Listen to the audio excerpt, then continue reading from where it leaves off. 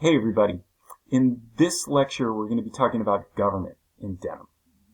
Government was something that the Puritans took very seriously. As we previously discussed, the Puritans believed that all men were marked by original sin, and because of this original sin, all men, all women, all children were inherently evil. All of them. And all of them capable of doing horrible things. That potential for evil was within everybody. And because of this, the primary function of government, whatever else it might do, was to find ways to suppress man's evil nature, to tap down man's natural desire to do bad things. And so this is why the Puritans gave a lot of thought and consideration to government, because it served an important function. Now, this is maybe a good point to remind you, and I've talked about this before, but the reason Lockridge selected Denham to write his book about is not because Denham was unusual or exceptional, but rather just the opposite, right? Denham was a typical Puritan New England town of this time. And so the kinds of things that we're talking about in Denham, the kind of government, was fairly typical of other Puritan towns. So keep that in mind. We spend so much time talking about Denham that it's easy to lose track that we're often talking about a more generalized Puritan experience here. All right, so let's get into this. The first thing to talk about is the relationship between Denham and the broader political structure of the colony of Massachusetts. So we talked a bit about this. The source of authority in the colony of Massachusetts was the General Court. We talked about the Massachusetts Bay Company creating this colonial expedition. And the first legislature, the General Court of Massachusetts, was made up of stockholders in the Massachusetts Bay Company. To this day, the legislature for the Commonwealth of Massachusetts is still called the General Court. The picture I have here for you in this PowerPoint slide is of the Capitol building in Boston, in Massachusetts, for the General Court to this day.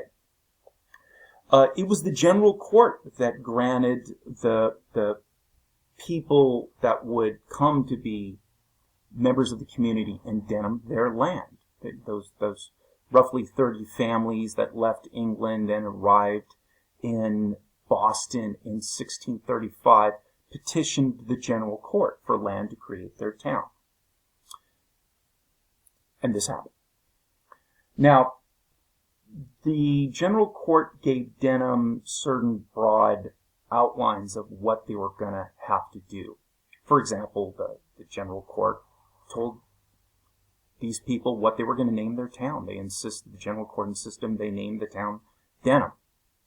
The General Court was going to insist that the first source of authority in the town of Denham was going to be the town meeting. I'm going to talk about that in detail in a second here. But not much else in terms of guidance about what these people could do with their town.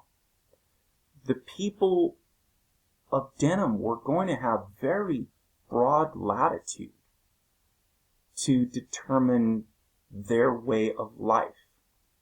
Now, one of the ways to think about the relationship between Denham and its local government and the broader government, the General Court of Massachusetts, was of our system of federalism that we have today. We have layers of government in the United States. At the top of this, the highest level of this is federal government, then state, then county, then city. In some very large cities, they even have boroughs and smaller units of government below the city. And the principle of federalism is that layers of government, levels of government are able to create their own laws as long as they do not contradict or violate laws of higher forms of government. So, for example, the state of California, which is lower than the federal government, cannot create a law that contradicts a federal law. But as long as it doesn't violate a federal law, it can create what laws it wants to. This is how it worked in the relationship between Denham and other Puritan towns and the General Court in Boston. Denham was free to create whatever laws it wanted to create insofar as they didn't contradict or violate a law of the General Court. That's how it worked. Okay. At this time, there were very few laws coming out of the General Court, however. There wasn't that much law. And so one of the things Lockridge tries to get us to understand is the tremendous amount of early autonomy, of freedom that Denham had to create their own kind of society that they wanted to. All right? So let's now start talking about the town meeting. As I've already said, the town meeting was the original source of authority. It was the original government in Denham. Okay? The way it worked is that adult men, only men, no women, were allowed to participate in the town meeting. Lockridge says that in the beginning, the town meeting was fairly informal. So what accounted for an adult could vary. It might sort of depend on who's showing up that would get to participate. And we'll talk about it. As time goes on, there become more stricter rules for who could participate. But, you know, in the beginning, as the town started, it was fairly informal in the beginning. And the town meeting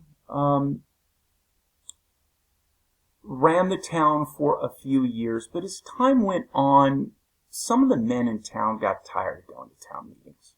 Right? It was becoming a bit tedious, it was becoming a bit repetitious, and some of them started to wonder if there might be something else that could be fashioned to run the town that wouldn't require all these men to be showing up and making these decisions. So in 1639, it was decided at one of these town meetings to create what comes to be called the Board of Select Men, the Select Board, to govern the town. And the justification for this, Lockridge quotes legal documents from the town meeting on page 38 in your book, and I'm going to read them here. It's around the middle of the page where he says, and this quote, "Whereas it has been found by long experience that the general meeting of so many men in this one assembly to consider of the common affairs thereof has wasted much time to no small damage, and business is nothing furthered thereby. It is therefore now agreed by general consent that these 7 men hereunder named we do make choice of, and give them full power to contrive, execute, and perform all the business affairs of this our whole town unto the 1st of the 10th month next year." So that was 1 year. So what they were saying there is, we don't want to all meet here again. It wastes a bunch of time, and it doesn't really make anything better. In fact, it says sometimes it makes things worse. And so therefore what they did is they picked 7 men. They selected 7 men to run the town, to govern the town. And these would become the select men, and this would become the Board of Select Men that would govern the town. Now, a really important point here. They would continue to have town meetings once or twice a year. And at any point that the town meeting wanted to vote and abolish the select board, they could. The town meeting continued to be, or the town meeting continued to hold ultimate authority in the town. But what they did is every year they would vote for members of the select board and appoint those people to run the town. But at any point they wanted to call a town meeting and say, we're abolishing the Board of Selectmen, and in fact, as we'll talk about later, that does in fact happen. It happens for a short period of time, and then a new select board will be reconstituted. But the point I'm trying to get you to understand is that as powerful as the select board is going to become, and it's going to be very powerful, as we're right about to talk about, the town meeting continued to hold the potential to abolish the select board at any time that they wanted. So let's start talking about the select board. One way to think of the select board is as a very powerful city council. The select board would meet, it could vary depending on the year, but about once a month. Sometimes a little less than that, 10 times a year, sometimes more. But again, sort of like I was talking about with the General Court in Boston, there wasn't a ton of work that needed to get done. These were small agricultural villages where, in the beginning, there wasn't a lot of law required.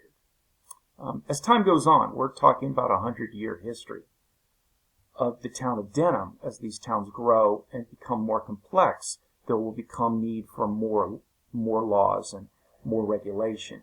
But in the beginning, things were fairly simple. So they didn't really need that much. Let's talk about the powers of the select board, which were considerable. You could kind of think of the select board as a city council, but far more powerful than any sort of city council in contemporary United States. They had way more authority than any city council might have. One of their responsibilities was to be judge and jury. There was no separate court system in Massachusetts in the beginning. And so the members of the select board would determine guilt and innocence of anybody accused of crimes. If there were civil suits that required determining, it would be the select board that would determine guilt or innocence. This is a profound responsibility. All right? This is a very powerful thing. This is one of the reasons why we separate this from other functions in our government, precisely because it is such a powerful function to determine guilt and innocence. The select board was also in charge of taxation, determining taxes and collecting taxes. Again, this is a very powerful function of government.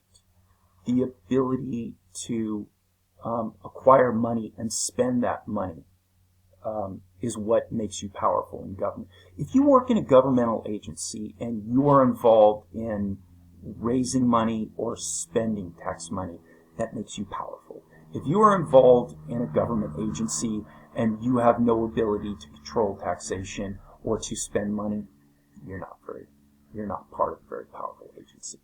And the select board had this power. Okay.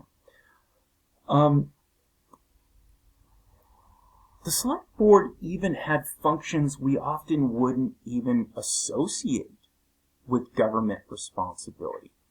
For example, Lockridge tells us that the select board was also actively involved in investigating rumors of moral behavior and immoral behavior.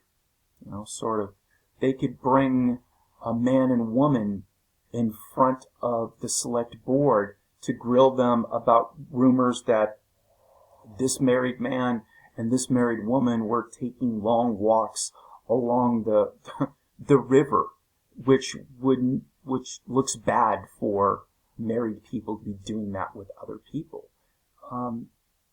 They could even investigate sort of immoral behavior. So one of the really important things to understand about the select board is that it was very powerful, right, and had tremendous authority over the town. Let's talk about who the select men were. Lockridge talks about various characteristics that many of the members of the select board shared, and it gives us some insight into the broader nature of government in Denham, right? And so members of the select board tended to share these sorts of characteristics. Number one, all men. Okay, they were all men. Women. We are hundreds of years away from women serving or even voting in elections in what is now the United States of America. That doesn't happen broadly in America until the 20th century. So we're a long way away from that. So as we'll talk about more later, Denham was a very patriarchal society, so it is not a surprise that all of the leaders in Denham were men. So the first characteristic that members of the select board shared is that they were all men. Number two, they tended to be older. They tended to be old men. Right?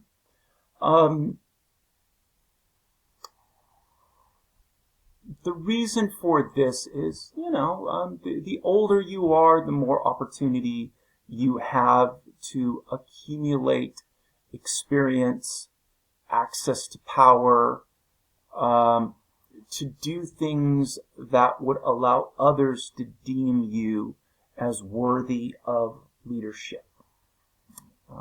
A sense that with age comes wisdom might help us understand why there was a inclination towards older men serving on the select board. It's just harder for young men to accumulate the resume that would encourage other people to vote them into power.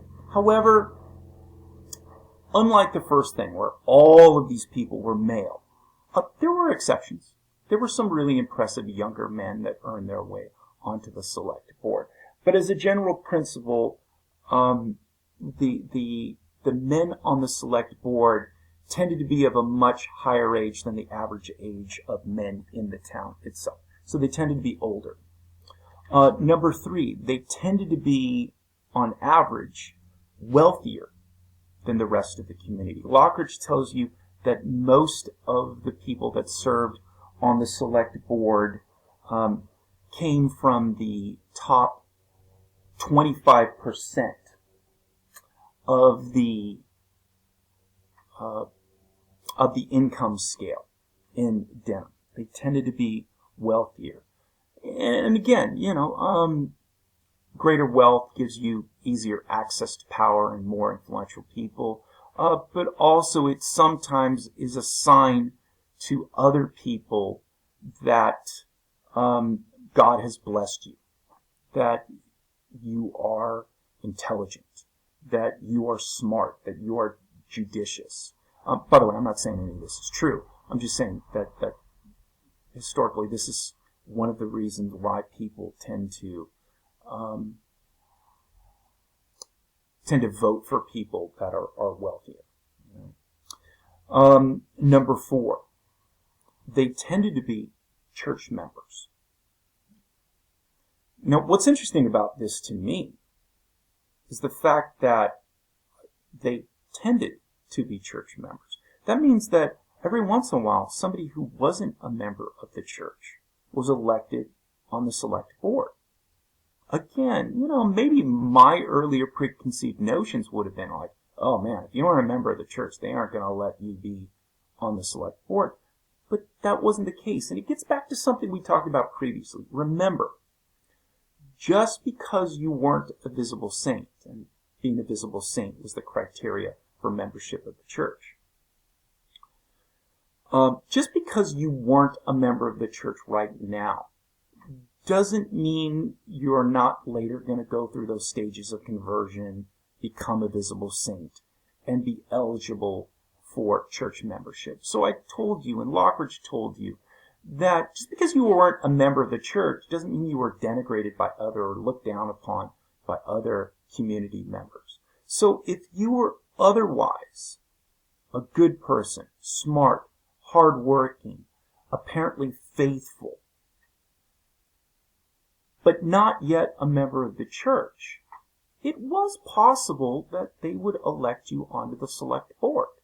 The assumption being that, yeah, he's not a visible saint now, but, he's a good guy, and he's going to be, we imagine, eventually. So he's competent, he wants to serve, why not go ahead and put him on the select board?